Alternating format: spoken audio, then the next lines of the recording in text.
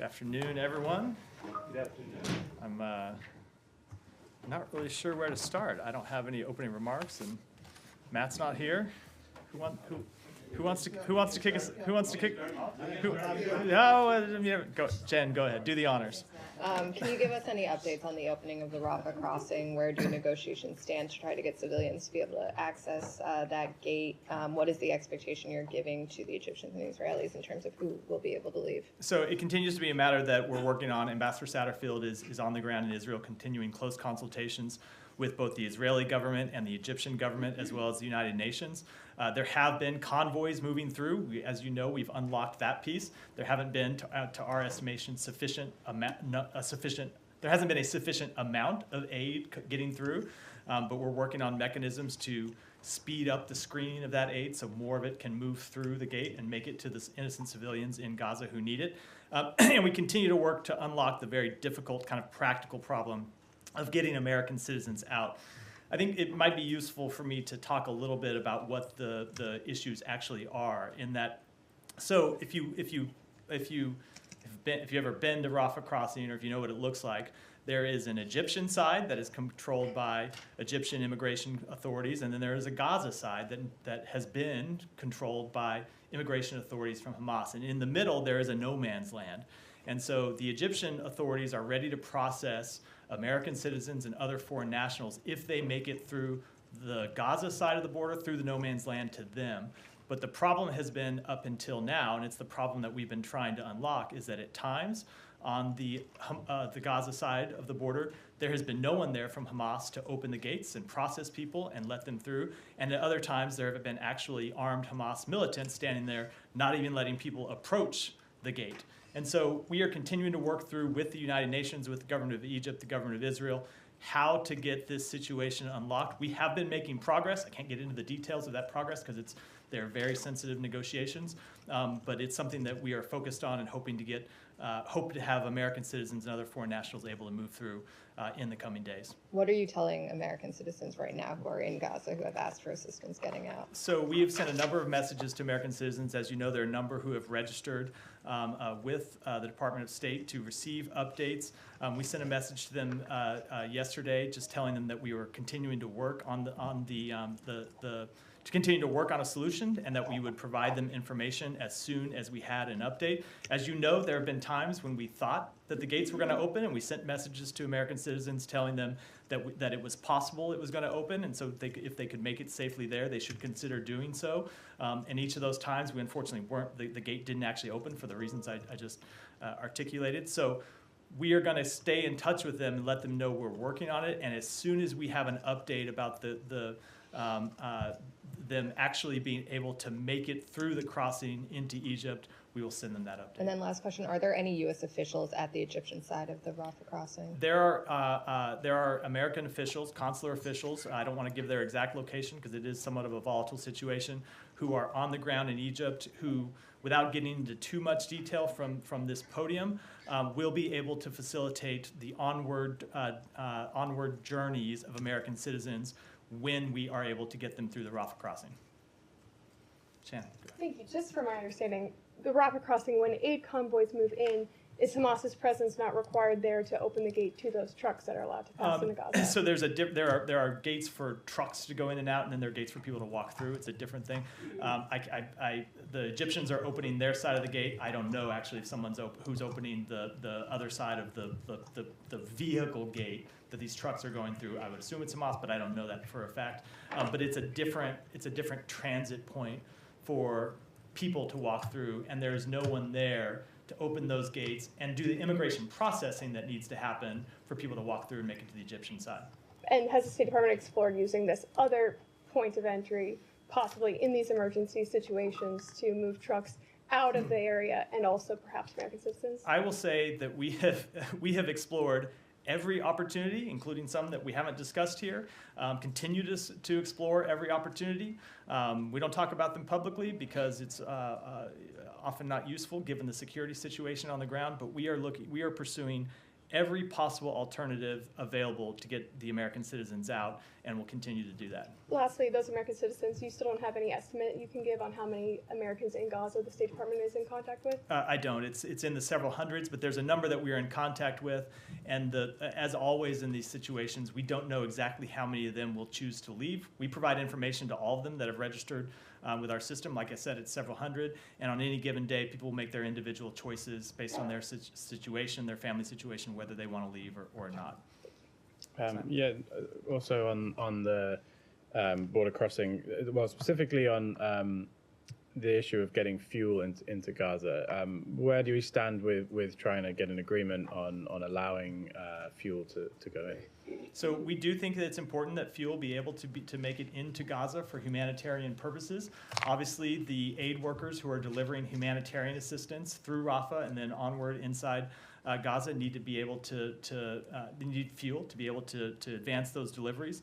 Fuel is important for the provision of medical care. Fuel is important for desalinization. Israel has very real concerns about the diversion of fuel. Hamas continues to launch rockets. And so Israel has real concerns. And so we are trying to work through a mechanism to ensure that we can get fuel in a way that would not be diverted, so it could be used only for humanitarian purposes. It's one of the things that Ambassador Satterfield, who has a lot on his plate, is very much focused on. I don't have an update to give today, but it's something that we are trying very hard to effectuate. What kind of mechanism could there be that would at some point fuel is something that could be diverted once it's in there, right? Is there a third party who could somehow make sure that goes to hospitals or the places that you're saying it's needed?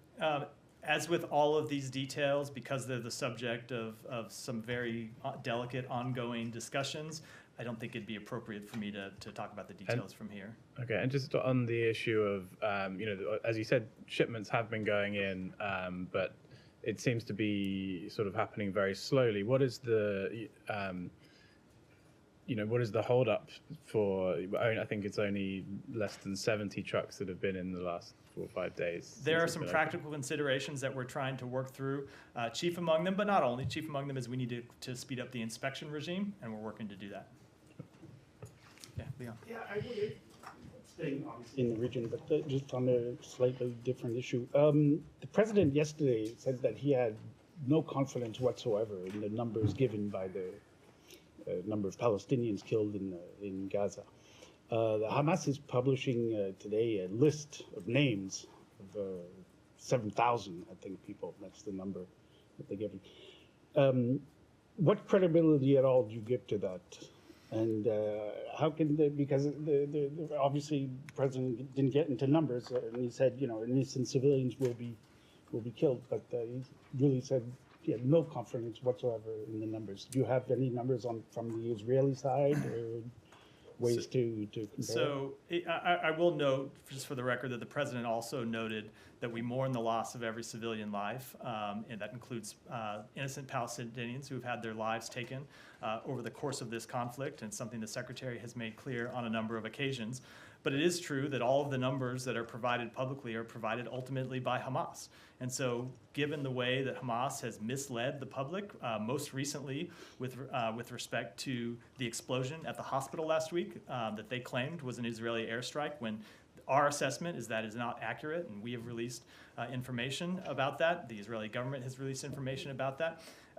We don't trust Hamas. Now, we don't have any way to make an accurate assessment of our own about the number of civilians who have died in Gaza. There's not an independent body that's operating in Gaza that can provide an accurate number. But we do have skepticism about everything that Hamas says. But that said, obviously a number of civilians have died, which is why we're working to do everything we can to minimize civilian harm and get humanitarian assistance into the civilians in Gaza. Can I follow up on that one? Go ahead, Saeed. Yeah, thank you. You said that given the fact on the ground that there are a number of Palestinians that have died. So what is that number in your view? So what is that number in your view? we don't How- we, well, no, I but the mean- point I just said is we don't have a way You- of accurately Is- assessing that number. Is it in the thousands?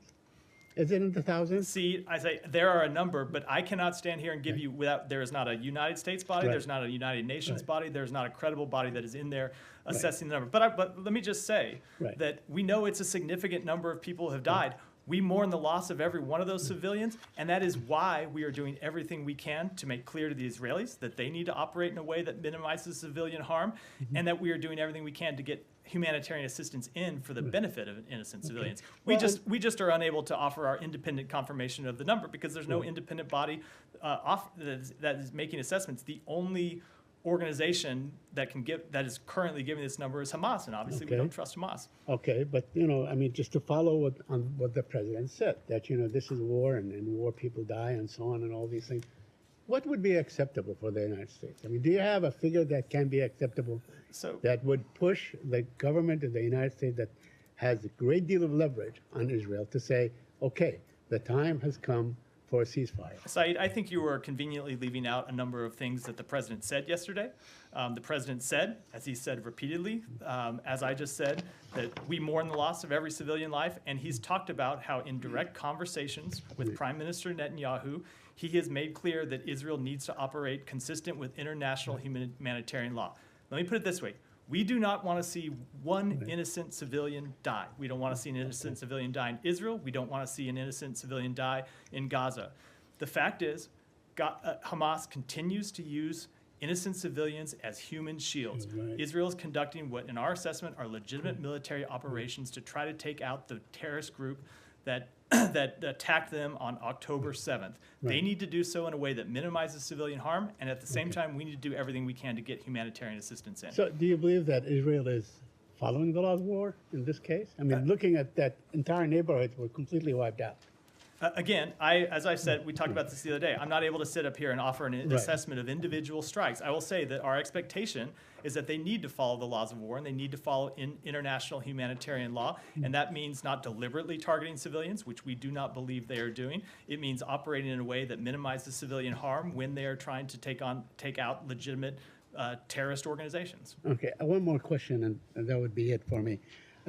Secretary Blinken, according to a report in Axios that was published yesterday at like 7 o'clock in the morning, Secretary Blinken told his guest or the group that he met with on Monday that he's asked the Qatari PM to rein in Al Jazeera war coverage. Can you confirm that? Did the Secretary ask the Emir of Qatar to rein in Al Jazeera coverage? So I'm not going to speak to private diplomatic conversations, Right. but you have heard me say from this podium that we would hope that everyone that talks about this war, everyone that covers this war, would use reliable sources of information, would make sure that their coverage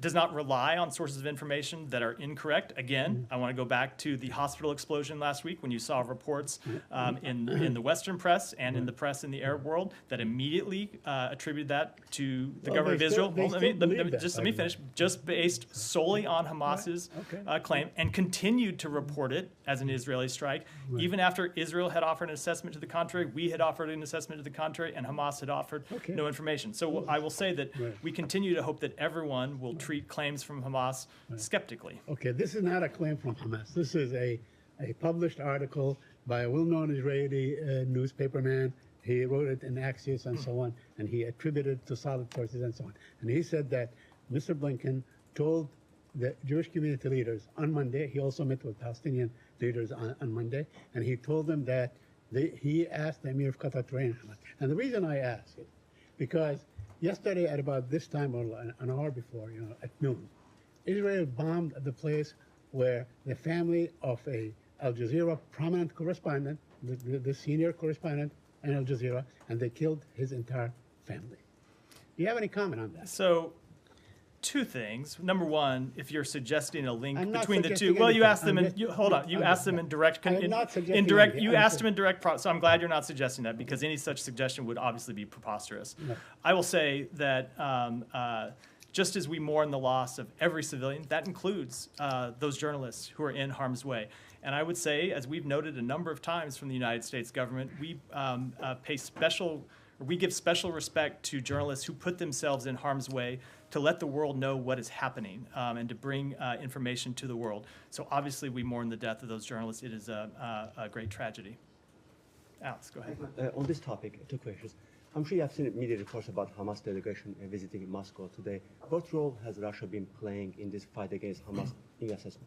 We haven't seen them play any productive role. The only thing that we've seen them do was exercise a veto in the United Nations yesterday on our resolution, which achieved majority vote inside the Security Council, but was vetoed by Russia and, of course, by China. But in terms of the work that we have been trying to do to keep the region calm, where we have had conversations not just with leaders in the region, but the Secretary had a conversation with Wang Yi while he was in the region, we have seen Russia play no productive role at all.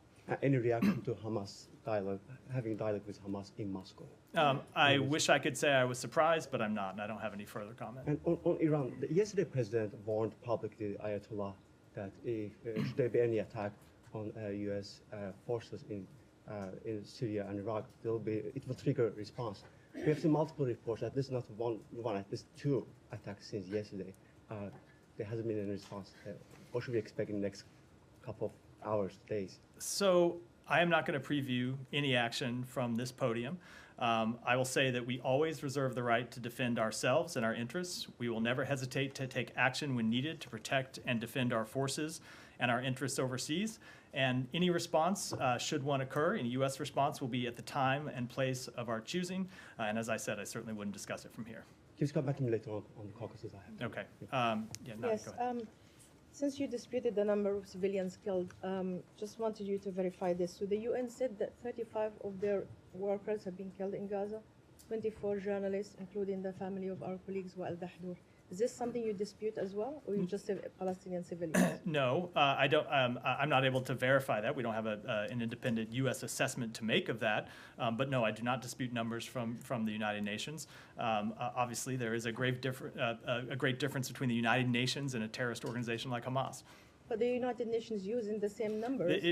I don't know where they're That getting their. Hamas is I don't know using. where. I don't know where they're getting their information. The United Nations obviously has connections with workers that it has on the ground. So I'm not able to speak to their assessments without having any more detail of how they Okay. arrived at them. Just link this with the Israeli cabinet ministers have been calling Palestinians in Gaza human animals.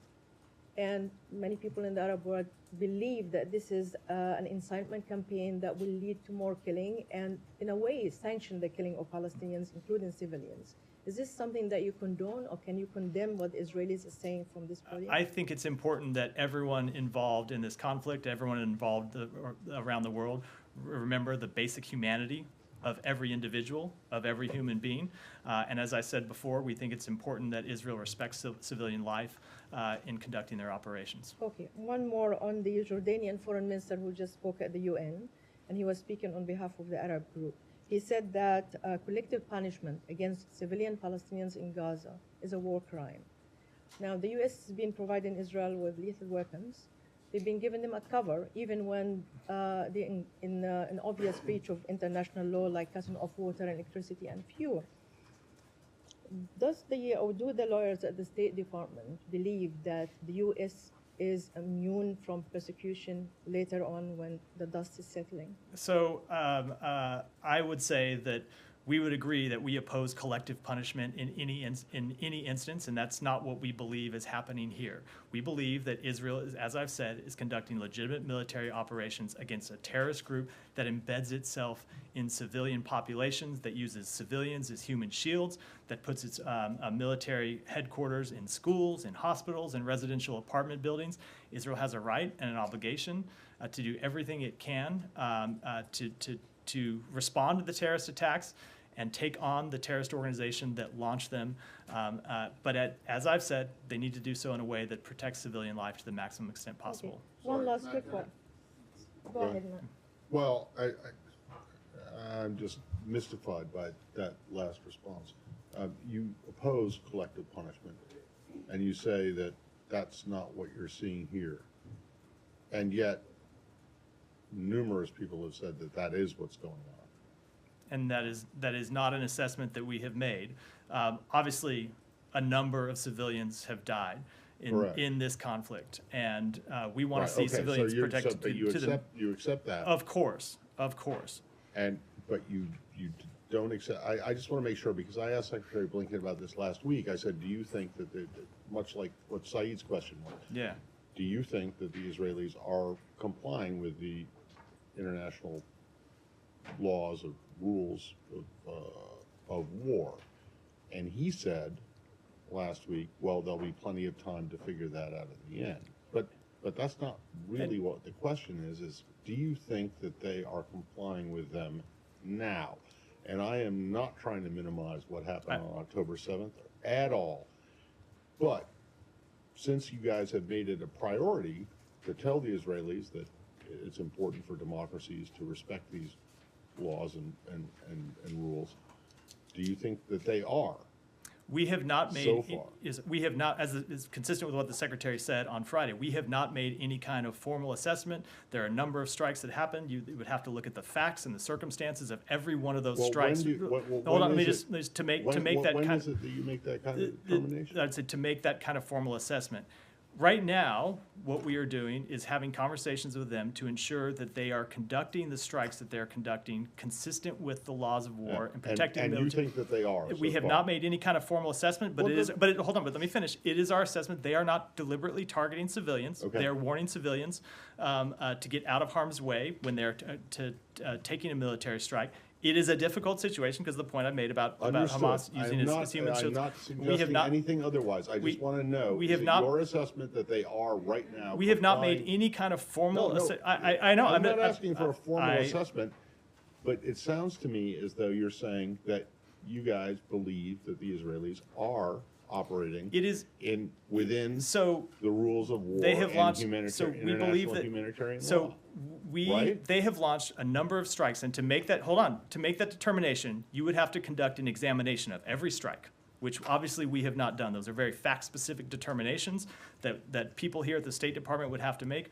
We have not made that assessment. I will say, we do believe that they are not intending to strike civilians, that they're Okay. trying to conduct their operations in a way that minimize civilian harm. Okay, and what, doesn't that mean then that you think that they are complying? Again, that is, Matt, it is a legal determination that requires intense. I'm not asking for a legal determination, but if you, But the question that you've asked is a legal question that requires a legal determination. There are formal assessments the State Department makes as to this question, and they require looking at very fact-specific determinations as regards to each strike. We are in the middle of this conflict. We have not made those determinations. What I can say is what in our conversations with the Israeli government, they have told us they are trying to minimize civilian harm, and we have impressed upon them the need to do that. okay, and you believe that they are doing that? We do. Okay, thank you. You disagree Go to with, this. Go ahead. therefore you would disagree with the UN Secretary General when he said yesterday in front of the Security Council that there were clear violations of, It is just not an assessment that we have made. but he's made it. He has. It's not an assessment that the U.S. government has made. You've made similar assessments when Russia bombs places in Ukraine. You very quickly will And- say what you think is happening in that bombing, right? And- Why do you need to assess And they have every single those have strike? been after the result of internal determinations here at the State Department. I would say you've come out much more quickly than that. Given the amount of time that the bombing has been going on in Gaza, you've had enough time. You've had more time than in some cases. We have had. not seen Russians warning civilians to vacate apartment buildings when they launch them. We've seen evidence in Russia's case of deliberately targeting civilian infrastructure. So you have made that's what some kind of assessment. That's what we. No, I'm saying of that's the- the difference. The difference in the situation, facts that we haven't seen here. Yeah. No, but the fact that you have made a determination, because what you just said, Simon, is that you made a determination that Russia deliberately targeted civilian, and you have made a determination No. in this case that Israel is not No. deliberately doing that. I'm sorry, I that's don't not see, there's no other there's- way to read what you, No, to listen again, to- we to were hear able, what we were you're able to saying. show and make the determination in the case of Russia that they were intentionally targeting civilian infrastructure. We have not come to that conclusion here. No. With Israel, but. With Israel, yeah. Okay, so that means that you have thus far determined that Israel is complying with the laws No, of it, war. it does not mean that. It means that we have not conducted, again, Matt, I know you want me to make a claim No, that usually is at the end of a formal legal process, and I'm not able to do that. I don't think that's correct at all. And in fact, it's exactly as Simon said. You guys were very quick off the bat to accuse Russia of, and probably correctly, of committing war crimes and doing that kind of thing. So- but in this case, and it's now 2.5 weeks in, you guys are saying, you guys won't say whether you will make a determination, even though many others have. So, or many others have weighed in, either on the yes, they are complying, or no, they are not complying. I'm saying And so I think that what the world is looking for is a clear statement from you guys, whether you think that they are heeding your advice. And it sounds to me as though you're saying, yes, they are. But you then, when you're pressed on that, you won't give an answer. Again, we believe they are listening to our advice, but I cannot make the formal. I just cannot make the formal determination when it comes to every one of the strikes that's been launched. Let me go ahead, Said. Go ahead, Right here, and then we'll. just very quickly. So you're saying. I do want to give other people a chance, but go ahead. You're saying that dropping leaflets on people. I'm sorry. Dropping leaflets on people, telling them that we're going to bomb this site, like 3 or 5 minutes before, is actually complying with the laws of war. Is that what you said? Saeed, I am not able to sit here at this podium and talk about the specifics of No, you every. said they inform Saeed, people. I let you finish the question. Let me finish Right, the answer. sure. Of every individual strike, to make a determination of a war crime, you need to be able to do these very fact-specific determinations and compare them about what international law requires, and see if the international law has been violated. I'm not able to make that assessment. Certainly not as with facts that you were giving to me about whatever No, strike. you just said Here. they informed them. I'm Correct. responding to what you said. Correct. Do you think that absolves Israel from committing war crime, or does it That is- show that that- they are complying with the laws That, of war? that is not what I said. It is a holistic determination that we would have to make, looking at all the circumstances. Go ahead. Thank you. So let's go to Africa. Today the We'll, can I ask you? go ahead, and we'll come back. Okay, so today the SADC group of ambassadors had a meeting. And during this meeting, the ambassador of Angola in the United States once again highlighted President Lourenço's willingness to lead an effort to ensure that the sanctions on Zimbabwe be lifted. So and this is a concern of all African countries, that those sanctions are unfair, the sanctions. So what is Biden's administration doing in order to lift the sanctions on Zimbabwe? I will unfortunately have to take that one back and get you an answer. Did you go? I'll go ahead. Let me go ahead. I'll come to you next. Yeah, go ahead. Okay, so Matt, thank you. Regarding the attacks on Israel, what conversations has Secretary Blinken or other State Department officials had with the Lebanese government, as well as the UN Secretary General, pertaining to Hezbollah activities or missile firings, and the United Nations interim force in Lebanon obligations to intervene or stop the attacks? And I have follow-up. So I will say that we have made clear that all of the parties, to every party in the region hostile to Israel, that if they are thinking about this, entering this conflict, they should not take that step. Okay, then it seems like Qatar, Turkey are playing both sides. Is either government truly an honest broker and having a positive impact that you know of on stopping the assaults against Israel? We believe that Qatar has played a very useful role in this conflict in a number of cases, most importantly securing the release of the 2 American hostages that were released last Friday. Qatar continues to engage productively on this question with entities in the region.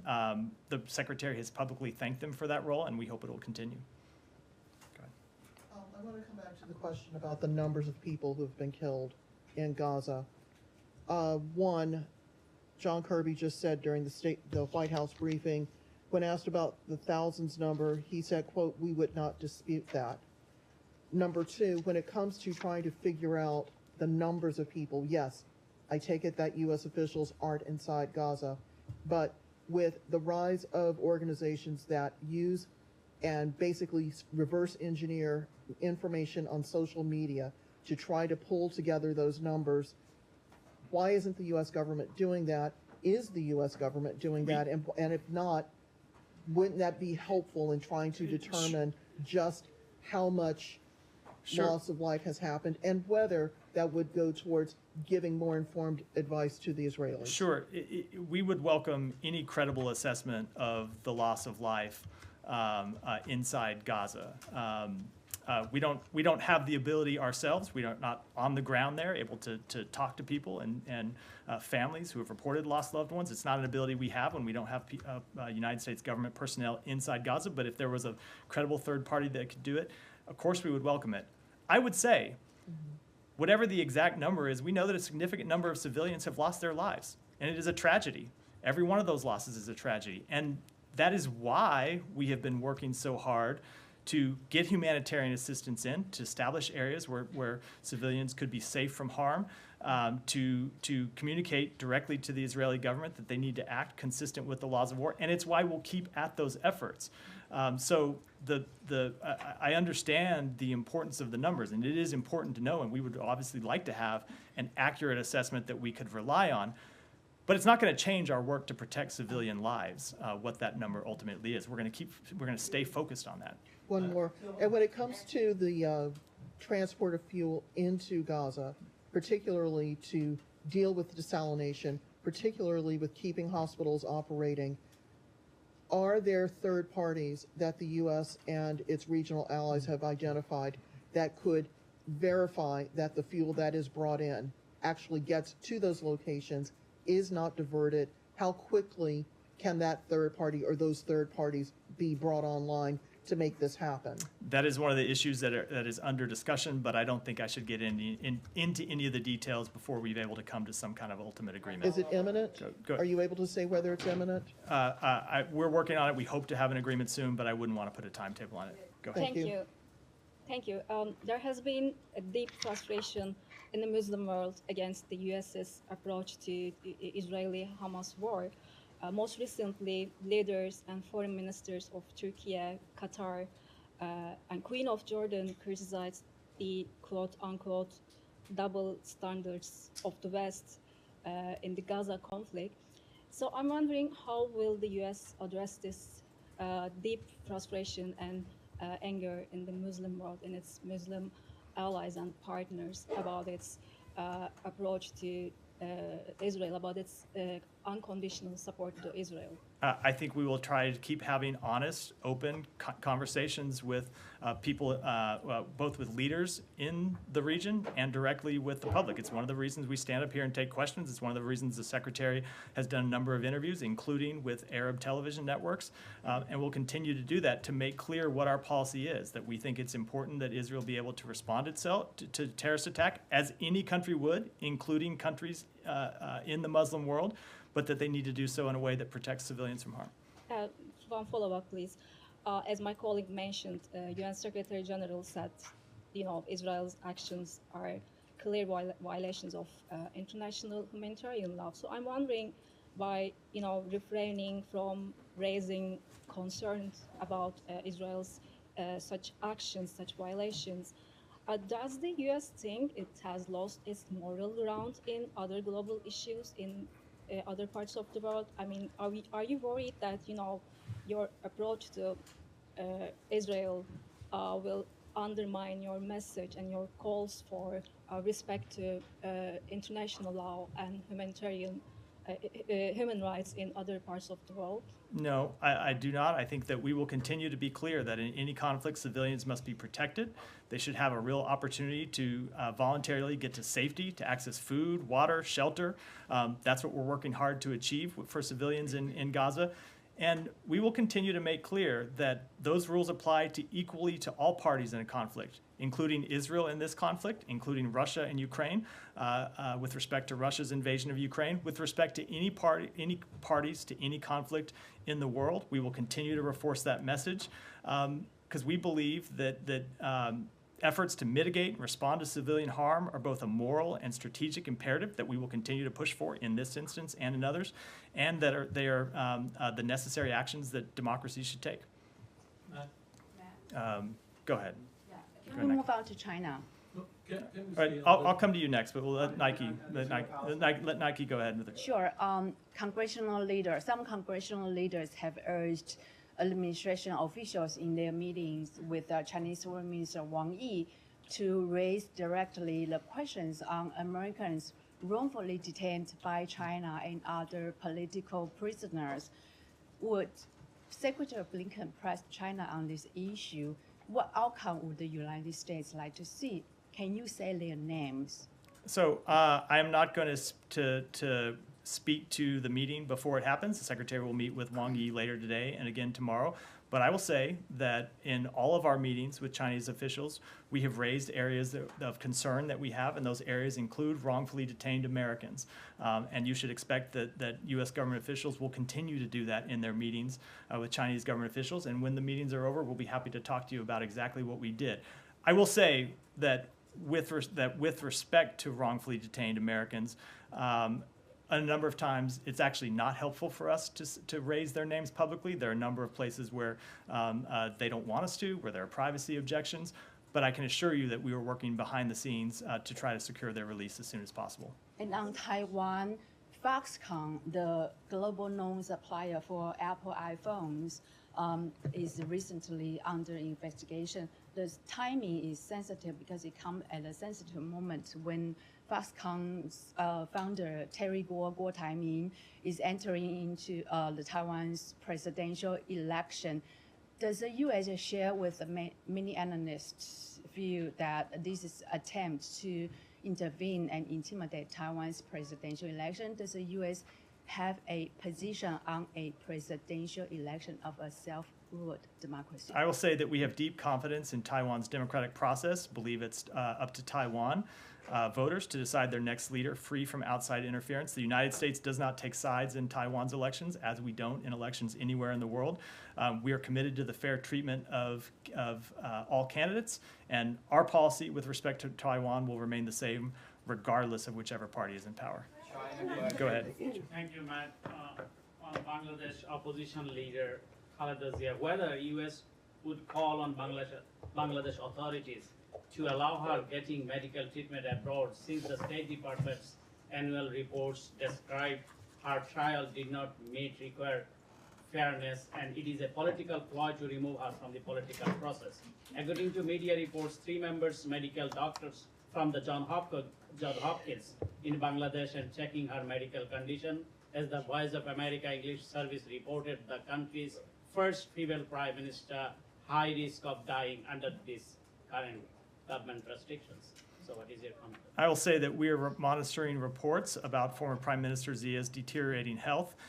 We have encouraged the Bangladeshi government to ensure a fair and transparent legal process for her, and I don't have anything to add to an internal legal process. One more on Bangladesh. Hold on. One more on Bangladesh. Ahead of Grand Rally 28th of October, government is very much attacking on opposition and arresting every day, and they are trying to control by any means to obstruct the Grand Rally. And you are urging many times, Ambassador Peter Hush also urging many times to ensure fundamental rights and to reflect the will of the people of Bangladesh. So what is your comment? Our comment is, as it has been, that we believe the upcoming elections need to be free, fair, and peaceful, and I don't have any further comment. Nick, go ahead. Thank you so much. I know that... I was calling on Nick, but go ahead. Yeah, Nick thank you. That's why I said Nick. It's Bangladesh. Yeah, U.S. Assistant Undersecretary Afrin Akhtar recently paid a visit to Dhaka. Pro-opposition speaker in different talk shows claiming that U.S. issued a deadline to Bangladesh Prime Minister Sheikh Hasina to resign by November 3rd or face the music. Though U.S. Embassy gave an explanation, but opposition analysts continue to claim U.S. stand with opposition. Can you categorically confirm or deny? And then I have another question. Thank you. I will just say that no, we do not take a side on internal political matters. Thank you so much. I'll be very short. You know, just to explain now, a big festival in Indian subcontinent going on is called Durga Puja. This is an annual Hindu festival, and last 5 days is very important for this Durga Puja. And all the opposition party, the acting chief of BNP, Tariq Rahman, who is convicted and a fugitive, described by former US diplomat as a symbol of violent politician in Bangladesh. And they are asking to come, they are violent supporter to Dhaka, to seize the Dhaka on the date of 28th. This day after tomorrow. It is the biggest end of this biggest festival Hindu community, and they have track record for communal violation and attacking Hindu population with arson and burning the bus and families, and also making kidnap. So what is your concern on that? Thank you. I will take that back and get your comment. Nick, go ahead, and then Janny will come to you next. Back to the Sorry. Chinese foreign minister visit here. I know you don't want to get ahead of the meetings, but at the UN, Secretary Blinken said he's going to be speaking with the foreign minister on ways to prevent the conflict in the Middle East from spreading. What, if any, specific asks are going to be made in that respect during the meetings here? So what I expect is that Secretary Blinken will continue a conversation he started with Director Wang when he had the occasion to speak to him while we were on this trip to the Middle East. He called him when we were in Saudi Arabia to say that China should use whatever ability it has as an influential power to urge calm in the region. We know China has relationships with a number of countries in the region, and we would urge them to use those relationships, the lines of communications they have, to urge calm and stability. We don't think that increased stability benefits the United States. It doesn't benefit China. It certainly doesn't benefit the people of the region. Janny, go ahead. Thank you, Matt. I have a question on the Russia, North Korea, and China. Russian Foreign Minister Lavrov told reporters that arms deals between North Korea and Russia were groundless, and that the United States had made false reports without evidence. Also, Russia claims that the U.S. Security Council sanctions against North Korea are meaningless. How will you refute this? With respect to the last, it's interesting to hear them claim that they are meaningless, given that Russia voted for those very resolutions that impose sanctions on North Korea. I will say that our assessment has not changed, that we have seen the flow of weapons between Russia and North Korea. We believe that those violate UN Security Council resolutions. But that said, we will continue to act to support our allies in the region, in Asia, and with respect to Ukraine, we will continue to provide them the weapons they need, the security assistance they need to defend themselves, including a package that we announced today. Abby and then Michelle, come to you next. Will the Secretary Blinken raise the issue of China's role in the UN Security Council sanctions against North Korea at the meeting with Wang Yi? I am sure that North Korea will be on the agenda, and I wouldn't want to comment any more specifically in advance. Abby, go ahead. Back to the Middle East, two questions. The UN humanitarian coordinator on the ground there said that there is nowhere safe for civilians to go in Gaza. Do you disagree with that statement? And what is the latest on U.S. efforts to create safe zones? I will say that we are working very hard with our partners in the region. It's one of the things that Ambassador Satterfield is working on to ensure that civilians can be protected from harm. It's the subject of ongoing discussions. I don't have any updates to offer other than to say it's something that he continues to work on. And there were reports today that U.S. and Qatar have reached an agreement for Qatar to revisit their relationship with Hamas after this is all over. Do you have any comment on that? I saw the report. I can't comment on a private diplomatic negotiation. I will note two things. When the secretary was in Qatar, he said publicly that ultimately no country can continue to carry on with business as usual with Qatar as they did before business as usual with Hamas as they did before the October 7th attacks. That's a message he delivered in all of his travels through the region. That said, we are very appreciative of the role that Qatar has played in helping secure the release of hostages, in work to continue to secure the release of hostages, and we are very appreciative for their work in that regard. And Michelle, and we'll wrap it up there. I have two questions. Or Alex, I'll come back to you. I forgot.